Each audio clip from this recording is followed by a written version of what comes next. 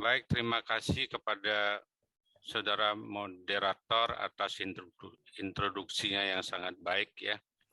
Selamat pagi menjelang siang kepada para peserta pendidikan kedokteran berkelanjutan, ilmu kesehatan anak, FK UNUD, RSUP Sanglah Denpasar. Semoga semua dalam keadaan sehat dan baik-baik saja. Terima kasih kepada panitia yang sudah memberikan kesempatan kepada saya untuk berbagi pengalaman sedikit ya tentang satu topik yaitu abses otak pada anak, deteksi dini, dan tata laksana. Ya. Bahasan yang akan kita pelajari saat ini adalah tentang abses otak, definisi, epidemiologi, patogenesis, etiologi, manifestasi klinis, diagnosis, dan nanti kita akhiri dengan tata laksana. Ya. Jadi seperti kita pahami bersama bahwa abses otak itu cukup sering kita temukan, meskipun tidak sangat-sangat sering ya, tetapi kasusnya selalu ada dan sering kita terlambat menerimanya dalam keadaan sudah stadium lanjut ya, karena deteksinya cukup sulit karena gejala-gejalanya tidak spesifik. Itulah alasan topik ini kami angkat untuk kita sama-sama mengingatkan, mempelajari bersama ya. Jadi per definisi abses otak itu merupakan infeksi pada susunan saraf pusat ya, yang melibatkan parenkim otak dimulai dengan adanya area cerebritis dan berkembang menjadi kumpulan nanah yang dikelilingi oleh kapsul. Nah, secara epidemiologi sebenarnya kasus abses anak ini cukup banyak ya. Data yang sempat saya dapatkan itu insidennya anak-anak di bawah 15 tahun itu 15 sampai 30% dari semua kasus abses otak.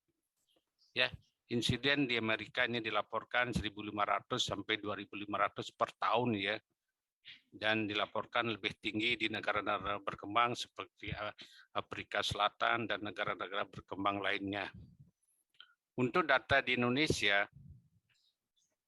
saya belum mendapatkan data yang pasti ya, tetapi saya sempat mengumpulkan data kasus-kasus abses otak di RSUP Sanglah dalam kurun waktu tahun 2017 sampai 2021 ada sebanyak 17 kasus yang pernah kita tangani ya. Ini sebenarnya insidennya cukup banyak. Kadang-kadang kita menerimanya sudah stadium lanjut karena agak sulit dikenali. Ya. Nah, oleh karena relatif sulit dikenali, makanya kita perlu menyadari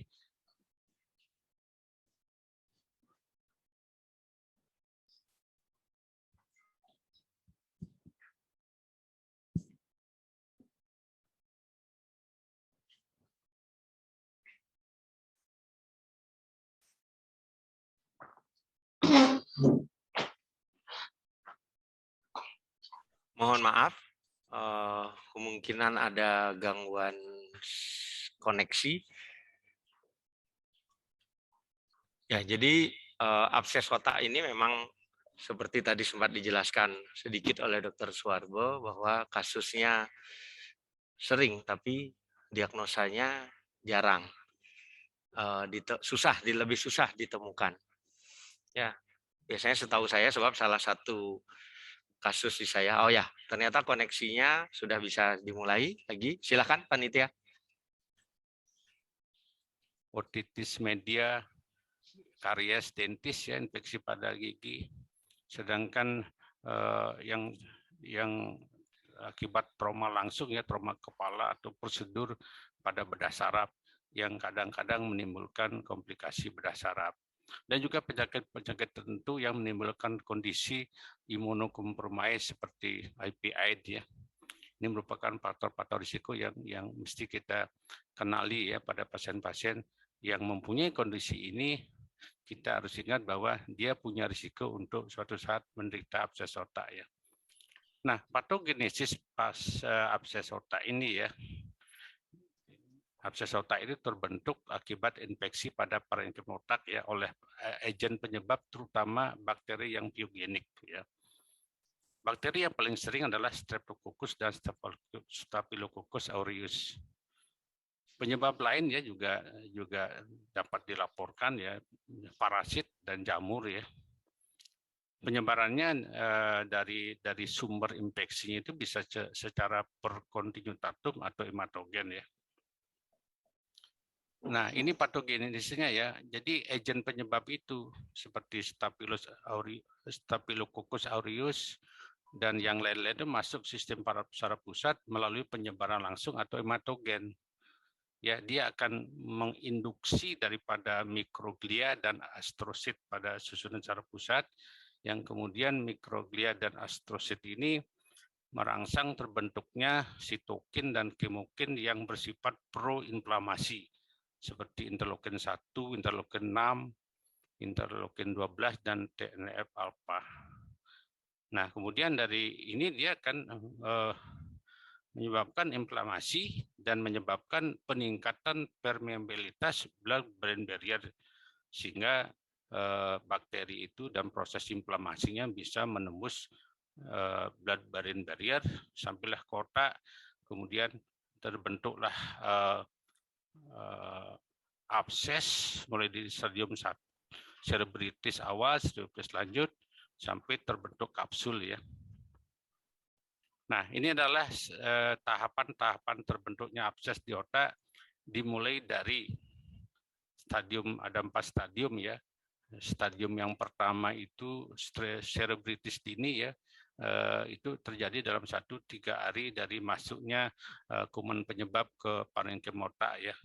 Bentuknya seperti ini, kemudian cerebritis lanjut dalam 4-9 hari terbentuk fokus seperti ini, kemudian terbentuklah kapsul setelah kurang lebih 2 minggu ya, kapsul stadium awal, dan selanjutnya setelah stadium lanjut terbentuklah kapsul yang sudah dalam stadium lanjut atau lambat ya.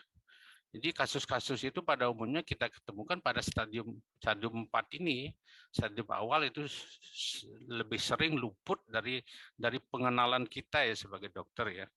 Ya mudah-mudahan dengan acara ini kita semakin diingatkan kembali ya bahwa kasus-kasus atau pasien yang punya faktor risiko seperti tadi ya mesti kita waspadai ya. Nah, mengenai penyebabnya seperti tadi ya, bakteri terutama Staphylococcus, Streptococcus, ada beberapa jenis jamur dan parasit ya. Nah, ini yang perlu kita ketahui bersama bahwa 25% abses otak itu hasil kulturnya negatif. Nah, ini cukup menyulitkan dalam konteks kita memberikan terapi, terutama pemberian antibiotik ya. Nah, bakteri yang paling sering menjadi penyebab adalah Streptococcus. Dari 70% kasus itu adalah Streptococcus. Sisanya 10-20% itu Staphylococcus aureus ya. Ini terutama yang berasal dari cedera kepala dan kasus-kasus endokarditis. Jamur bisa menjadi penyebab pada kondisi-kondisi tertentu ya, imunokompromis, terapi antibiotika yang lama, dan terapi steroid yang lama ya. Parasit beberapa ya, Trypanosoma, Taeniasolium, Entamuba histolytica, Toxoplasma dan beberapa jenis yang lain ya, bisa menjadi penyebab dalam porsi yang lebih kecil dibandingkan penyebab bakteri. Nah, ini adalah kondisi predisposisi abses otak dan patogen penyebabnya. Tergantung dia primernya di mana, seperti otitis media atau mastocytitis, bakteri penyebabnya sebagian besar Streptococcus, kemudian sinusitis juga seperti itu, infeksi gigi, kalau trauma tajam kepala atau prosedur bedah saraf, Staphylococcus aureus gitu, dan selanjutnya. Jadi kita bisa memberikan prediksi ya terhadap kemungkinan penyebab ini terkait dengan terapi nanti ya, karena kita memberikan terapi pada umumnya pada awalnya secara empiris sebelum ada hasil kultur dan sensitivitas tesnya. Nah, mengenai manifestasi klinis ini yang perlu kita sedikit sama-sama mengingatkan ya bahwa gejala klinis tidak spesifik. Nah, ini menjadi masalah, kurang spesifik.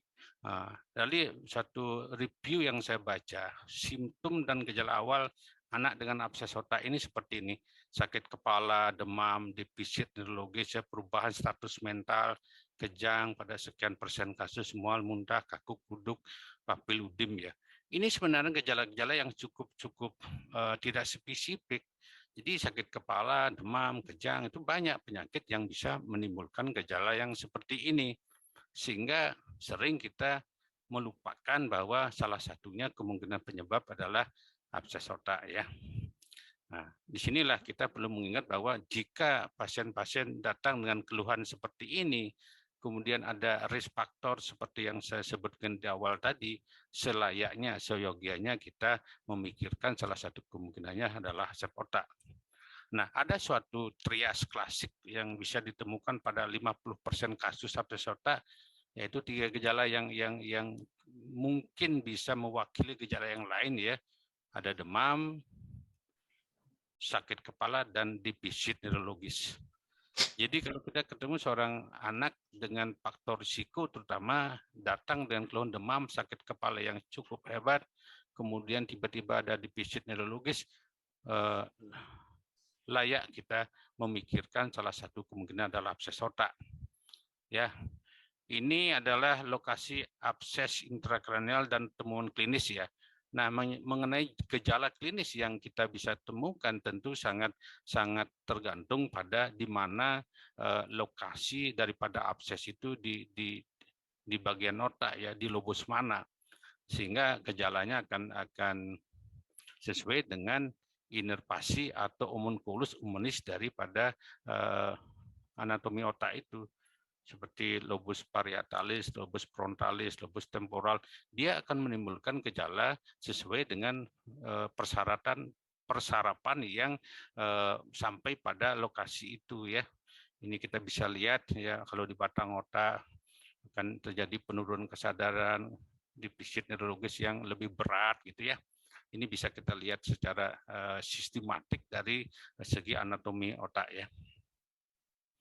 Nah, mengenai diagnosis ya, nah itu tadi saya bilang gejala klinis tidak spesifik, diperlukan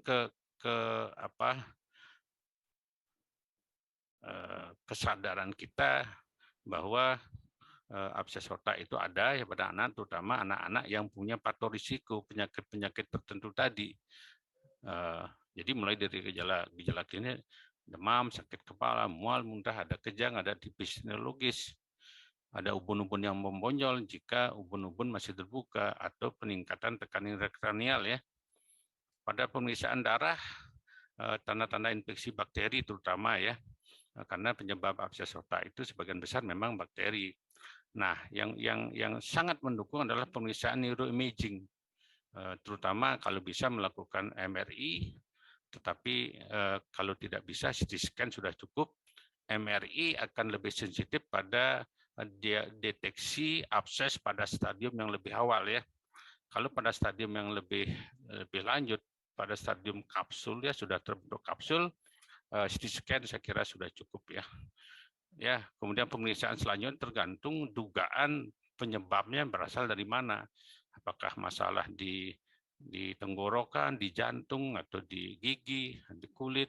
Nah, pemeriksaan dilakukan ke arah sana untuk mencari penyebabnya dan menduga kemungkinan bakteri penyebabnya, sehingga kita bisa memberikan antibiotik pada tahap awal tentu secara empiris ya, karena kultur tentu memerlukan waktu dan belum tentu juga tumbuh gitu ya.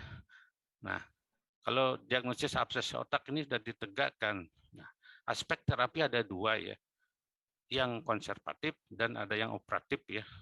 Yang operatif itu ada yang aspirasi, ada yang eksisi, tergantung kondisi abses itu sendiri. Ya. Nah, kemudian terapi antibiotikanya menggunakan antibiotika broad spectrum ya.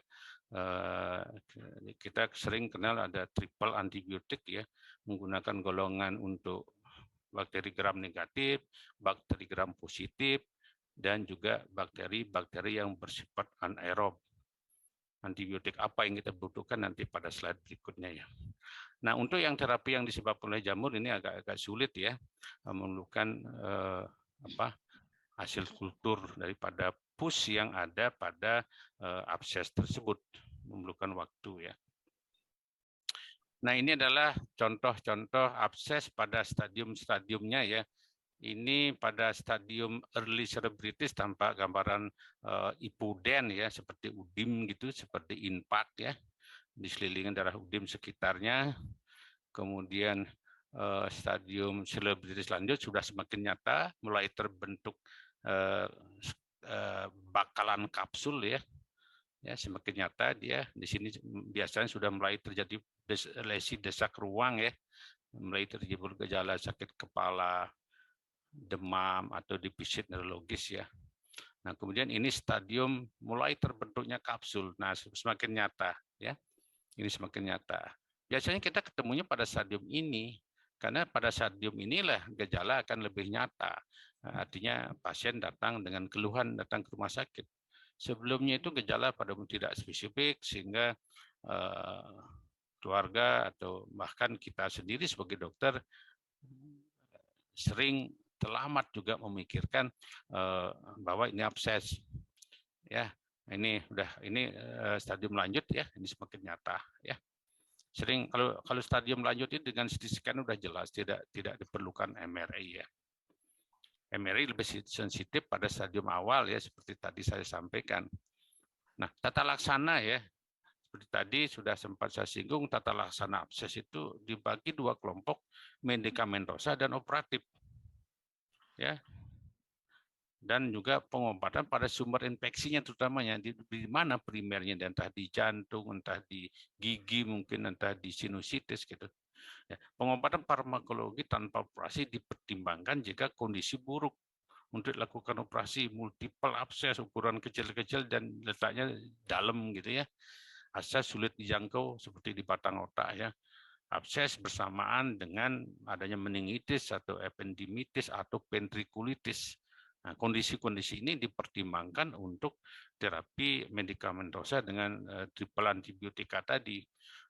Ya, antibiotika yang diberikan ya cephalosporin generasi ketiga untuk gram negatif, kemudian metronidazole untuk bakteri-bakteri anaerob dan vancomycin untuk gram positif dan untuk melawan bakteri-bakteri yang MRSA ya. Dosisnya silakan dilihat nanti. Steroid diberikan jika udim cerebrinya berat dan ditemukan defisit neurologis. Pilihannya adalah dexamethasone dengan dosis maksimal 16 mg per hari ya. Diberikan intravena. Ya. Indikasi operasi diindikasikan jika ada efek pendesakan yang signifikan, sulit menegakkan diagnosis ya. Sulit diagnosis biasanya dibuka aja.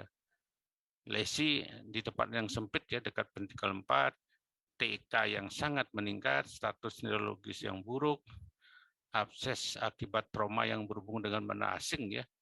Nah, abses akibat jamur atau yang bersifat multiloculated ya, tidak mampu melakukan CT scan secara serial, biasanya dibuka aja. Karena dengan dibuka pemberian antibiotik bisa lebih singkat ya. Dan jika terapi medikamentosa gagal ya. Tindakan operasi yang dilakukan adalah needle aspiration. Ini paling sering dikerjakan untuk terutama yang lesi yang dalam, sedang eksisi untuk fase-fase yang sudah lanjut ya, sudah terbentuk kapsul dan kronis ya. Ini adalah predisposisi berdasarkan pilihan antibiotika ya, terutama dari mana dia berasal. Di situ kita bisa memprediksi kumannya dan bisa memprediksi jenis antibiotik yang kita dapat berikan secara empiris pada stadium awal sambil menunggu hasil kultur dan sensitivitas tesnya tentunya, dan nanti antibiotik akan disesuaikan ya. Ini adalah pilihan terapi sesuai dengan kuman penyebab ya. Kalau sudah ada hasil sensitivitas tes, baru kita bisa menyesuaikan antibiotikanya dengan bakteri yang penyebabnya supaya yang paling sensitif sehingga memberikan hasil yang terbaik ya. Nah, seperti apapun terapi yang kita berikan, karena abses otak ini sering kita ketemu pada stadium lanjut sehingga banyak komplikasi yang sering kita temukan ya. Komplikasi ini tentunya akibat adanya kelainan pada massa otak ya, defisit neurologis yang permanen ya. Bisa terjadi ruptur, bisa ruptur abses itu bisa menyebabkan meningitis ya.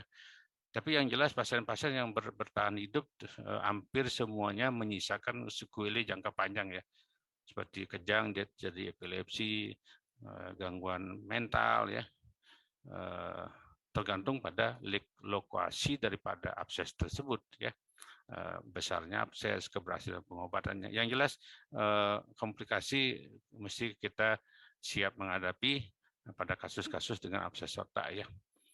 Jadi prognosis ya, sebelum era CT scan itu kematiannya cukup tinggi 40-60%, sedangkan saat ini ya dengan fasilitas kita sudah lebih baik kematian 0-10% ya. Tapi defisit neurologis cukup tinggi ya, 45% sampai ringan sampai berat ya, yang berupa bisa epilepsi atau hemiparesis atau dan lain sebagainya. Ya, baik, saya kira itu yang bisa saya sampaikan sebagai mengingatkan kita bersama ya bahwa kita punya tanggung jawab bersama, terutama Dokter Ana, teman-teman dokter umum juga yang tentu setiap saat kontak dengan pasien, dan salah satu kemungkinan pasien Anda adalah abses cerebri ya, abses otak pada anak tentunya. Ya, mudah-mudahan apa yang saya sampaikan ini dapat bermanfaat atau minimal mengingatkan kita kembali, membukakan mata kita kembali bahwa ada yang mesti kita ingat kembali bahwa abses otak. Terima kasih atas perhatiannya. Mohon maaf bila ada yang tidak berkenan. Nanti kita akan ketemu dalam diskusi ya, mungkin kita nanti berbagi pengalaman atau berbagi cerita gitu ya. Terima kasih, saya kembalikan kepada moderator. Selamat siang.